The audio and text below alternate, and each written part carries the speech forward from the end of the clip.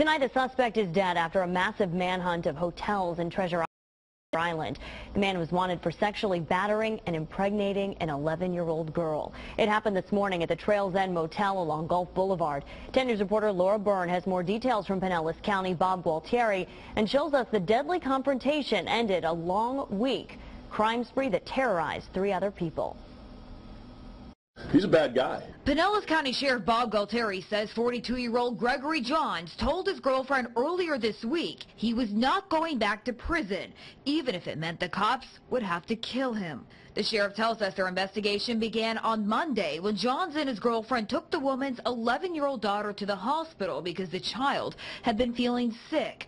He was last seen leaving Morton Plant Meads after a doctor told them the child was pregnant. And he was not to be seen again. He was gone. This was not the last time deputies would hear about him. On Tuesday, St. Petersburg police tied Johns to a robbery of a couple at Vinoy Park.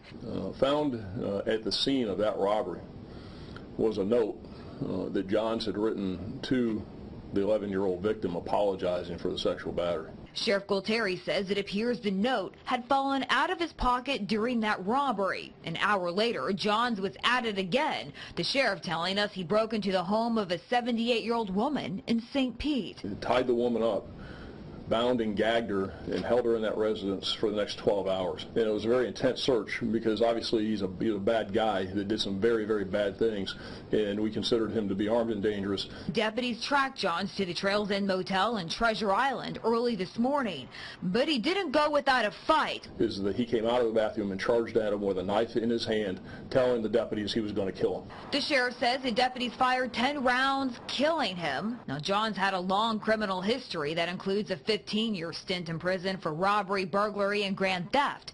And his most recent arrest, a drug charge in Pinellas County. In Pinellas County, Laura Byrne, 10 News.